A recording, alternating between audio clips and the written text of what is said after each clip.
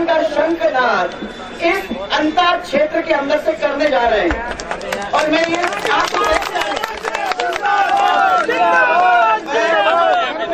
आपको कहते जा रही हूँ कि जिस तरीके से हम लोगों ने उदयपुर से शंखनाद करके पूरे राजस्थान के संकल्प यात्रा के दौरान यात्रा करके एक एक व्यक्ति के हाथों में देखा, उस तरीके से आज चुनाव जीतने का काम आप लोगों ने जनता के अंदर से किया कि नहीं? क्योंकि मुझे पूरे राजस्थान में ये कहना है कि हम तक की सीट जीतेंगे तो पूरा राजस्थान जीत के आगे।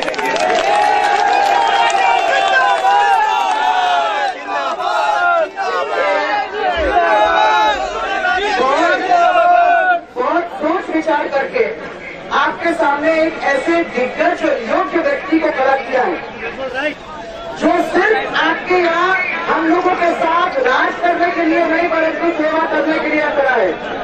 मैंने 5 साल प्रभुलाल जी का काम देखा, मंत्री बने, अरे आपको आदत है यहाँ भी मंत्री बने, परंतु यहाँ कितनी सेवा और किसकी सेवा हुई वो आप लोग अच्छी तरह से जानते हो। हमें तो चाहिए एक ऐसा मंत्री जो गरीब से गरीब आदमी की सेवा करे, जो गरीब किसान की सेवा करे, जो हमारे गरीब बच्चों की राह को साफ करके उनको नौकरी और रोजगार देने का काम करे। मैं तो पहले ही कह रही, मैंने प्रभुलाल जी को ये कहा कि मंत्री के रूप में तुम जाओगे, वहां लड़ोगे, जीत के आओगे और फिर इस क्षेत्र का काम करके हमारे कैबिनेट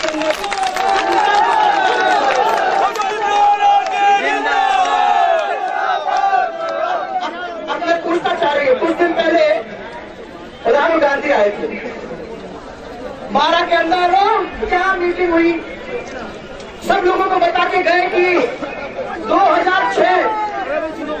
2006 के अंदर जो योजना की हम लोगों ने स्वीकृति कराने की कोशिश की थी, जिसका हम लोगों ने सर्वे करवा के कंप्लीट किया था और जिसको उनकी कांग्रेस की सरकार ने 4 साल रोक के रखा था, उस योजना की मैंने आप लोगों के सामने लोगों को बताने के लिए कि हमने उसका शुरुआत कर दिया, वो करने यहाँ आए। अरे उसका टेंडर भी नहीं हुआ, उसके पैसे का इंतजाम भी नहीं हुआ। ये तो मैं देख रही हूँ कि कांग्रेस वालों की आदत हो गई है कि जाओ जनता के बीच में कुछ भी कह दो और आज जनता समझती नहीं है कि हमारी बातों में आ जाएगी और पूरी तरह से हमारी झोली भर देगी। 60 साल हो गए भाइयों और उनको कह देना है हमें, मैं तो आपके द्वारा उनको पहुंचाना चाहती हूँ अपनी आवाज। 60 साल हो गए और यह सब समझदार लोग बैठे हुए, उन्हें 60 साल देख लिया कि इस कांग्रेस ने क्या कहा, कितने वादे किए और कितने वादे पूरे किए। अरे मैं पूछना चाहती हूँ कि मैं मांगरोल में गई थी यात्रा के अंदर, आपको याद होगा, और उन्होंने सबने मेरे को कॉलेज की बात कही थी। मैंने उनको वादा किया था कि जब सरकार अपनी आएगी तो मांगरोल के अंदर कॉलेज देने का हम काम करेंगे। इसमें हमने अपने मैनिफेस्टो के अंदर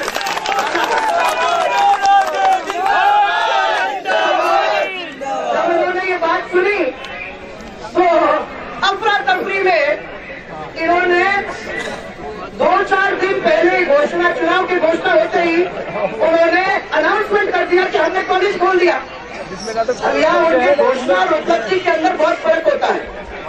उन्होंने अपने दिमाग में ये सोच लिया है कि हम जब भी घोषणा करेंगे वो हमारी उपलब्धि है।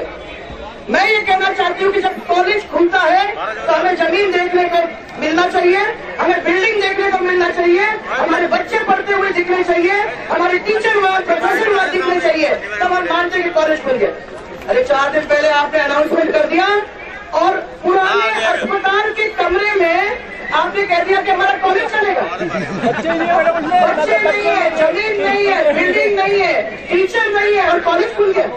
और आपको लगता है कि ये जनता जो खड़ी हुई है वो आपकी सब बातों के ऊपर मर जाएगी, कुछ कहने वाली नहीं है। मुझे समझ में नहीं आता है, मैं ये पूछना चाहती हूँ, एक जगह नहीं है, पूरे नहरी तंत्र की क्या हालत करके रख दी है।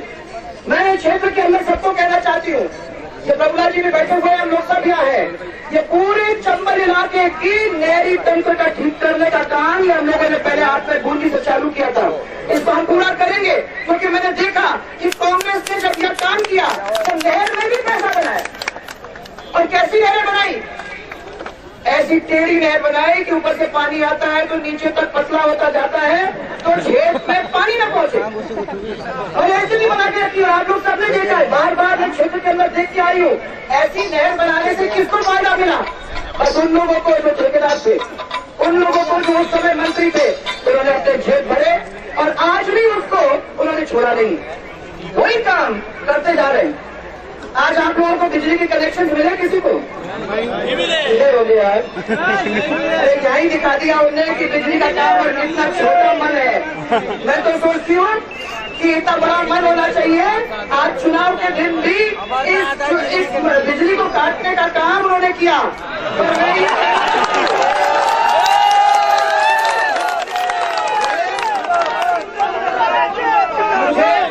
हम सबका सिर्फ माइक का काम नहीं है, हमारी जनता है ये हमारी आवाज है, ये हमारी आंख और कान है, ये हमारे हाथ है, ये हमारी ताकत है। और ये जनता फैल जाएगी तो मुझे तो विश्वास है, हमें माइक की जरूरत क्या? हमको मालूम है कि ये जनता हमारा साथ दे देगी तो हमें किसी चीज की चिंता नहीं है। चिंता तो उन लोगों को करना चाहिए जिन्होंने 5 साल से राज करके और जनता को लूटने में कोई कमी नहीं छोड़ी है। सड़कों की हालत भाई हो, कैसे कैसे सड़क बने हैं, कैसे कैसे सड़क बने हैं। और यहाँ भी मैं बता दूं कि विकास तो विकास होता है। हमने अपनी सरकार के टाइम में पूछा नहीं कि तुम हिंदू हो कि मुसलमान, हमने ये पूछा नहीं कि तुम्हारा मजहब क्या है, हमने कभी पूछा नहीं कि तुम कौन से जात के हो। हमने सिर्फ इतना देखा कि कौन पीड़ित है और जो पीड़ित था उसको राहत दिलाने का काम, जिस गांव के अंदर पानी की जरूरत थी या बिजली की जरूरत थी वहां राहत दिलाने का काम हमने किया। और मैं आज भी ये कह रही हूँ कि ये जनता चाहती है कि एक उनको ऐसा एमएलए मिले जो आगे चलकर उनका काम कर सके, जो उनकी आवाज में जोड़े, जो उनको राहत पहुंचाने का काम करे। और मैं आप सबको विश्वास दिलाना चाहती हूँ कि आपको प्रभुलाल जी के अंदर एक ऐसा दबंग व्यक्ति मिला है जो आपके लिए लड़ेगा रात और दिन,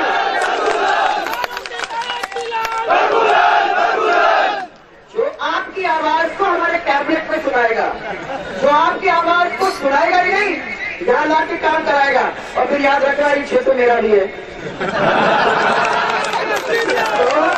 प्रभुलाल जी और हम कंधे से कंधा मिलाकर इस क्षेत्र का काम करेंगे। ऐसे नहीं जैसे ये वादे करके गए और आप लोगों के वादे पूरे नहीं हुए। ऐसा अस्पताल नहीं बनाएंगे जिसको 20 श्रेणी का अस्पताल बनना चाहिए था, जिसको 30 पलंग से 50 पलंग पे पहुंचना चाहिए था और आज भी वही 30 पलंग पे है। डॉक्टर नहीं है, लैब टेक्नीशियन नहीं है, स्पेशलिस्ट नहीं है और आपको कह दिया कि हमने 20 श्रेणी करा दिया। ऐसे 20 श्रेणी से हमें क्या मतलब? कोई मतलब ही नहीं।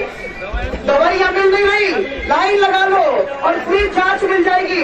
नकली दवा, फ्री जांच नहीं, लोगों को घुमा घुमा के परेशान किया। के पर्ची बना देते थे, 3-3 घंटे रुकना पड़ता है कि पर्ची नहीं बनेगी कि नहीं बनेगी। फ्री दवाई मेरे को बताओ, एक किस्त आपको पेंशन की मिली, एक किस्त मिली इंदिरा आवास की और उनको लगा कि ये सब बातों में आ जाएंगे। क्या हमने पाठ किया है? पूरा पेंशन नहीं मिलेगा, पूरा आप लोगों को इंदिरा आवास का नहीं मिलेगा क्योंकि उसमें से रिश्वत खाया जाएगा।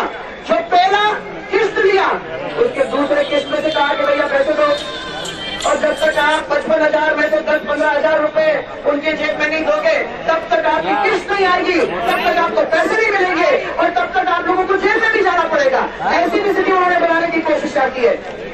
मुझे बताओ, एक नहीं